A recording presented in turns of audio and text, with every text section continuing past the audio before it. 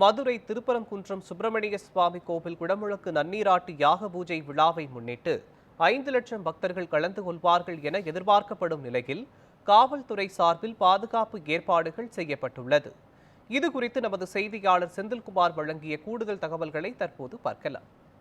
மாவட்டம் திருப்பரங்குன்றத்தில் முருகப்பெருமானின் முதல் படை வீடான சுப்பிரமணிய சுவாமி திருக்கோவில் மகா குடமுழுக்கு நன்னீராட்டு பெருவிழா நாளை காலை நடைபெறுவதை முன்னிட்டு நம்முடன் குகன் பட்டர் அவர்களுக்கு நன்னீராட்டு விழா விளக்கங்களை கூற இருக்கிறார்.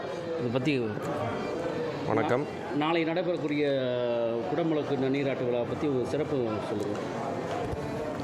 நாளை காலை சரியாக 3:30 மணி அளவிலே யாகசாலை 8ஆம் கால யாகசாலையானது துவங்கி சரியாக 4:30 மணி அளவிலே கலசங்கள் புறப்பாடு செய்யப்பட்டு 5:30 மணி அளவிலே நமது ஆண்டவர் சுப்பிரமணிய சுவாமி திருக்கோவிலுடைய ராஜகோபுரம், விமானம் மற்றும் பரிவார மூர்த்திகளுக்கு மகா கும்பாபிஷேகமானது நடைபெற்று தொடர்ந்து மூலாலய மகா கும்பாபிஷேகமானது 6 மணி அளவிலே நடைபெற உள்ளது.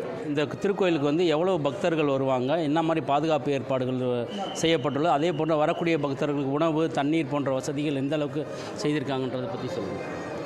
அதாவது நமது தமிழ்நாடு அரசாலும் கோயில் நிர்வாகத்தாலும் கிட்டத்தட்ட நம்ம எதிர்பார்க்குறது என்னென்னா 5 லட்சம் பக்தர்கள் அளவில் இங்கே தரிசனம் பண்ணுவாங்கன்னு எதிர்பார்க்குறாங்க. அதற்கு தேவையான மருத்துவ வசதிகள் கிட்டத்தட்ட 30 இடத்துல ஏற்பாடு பண்ணியிருக்காங்க.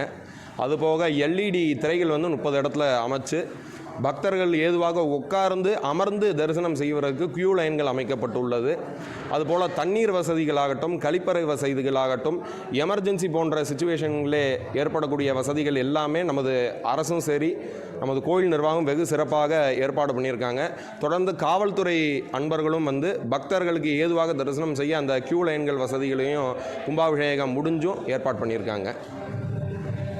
இதனைத் தொடர்ந்து 8 கால யாக பூஜைகள் நடைபெற்று கொண்டிருக்கு. யாக பூஜைகளுடைய சிறப்பு, கடவுளுக்கு என்னென்ன மாதிரி பண்ணுறீங்க, அதை பற்றி யாகத்தினுடைய சிறப்பு பற்றி சொல்லுங்கள்.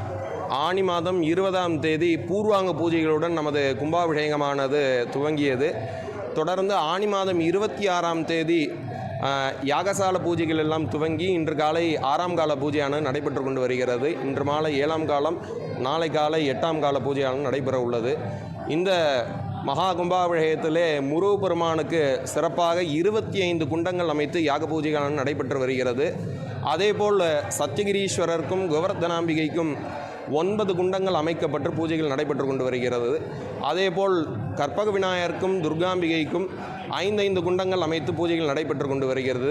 பரிவார தெய்வங்கள் மற்றும் ராஜகோபுரம் விமானங்களுக்கு 22 குண்டங்கள் அமைக்கப்பட்டு பூஜைகள் நடைபெற்று கொண்டு வருகிறது.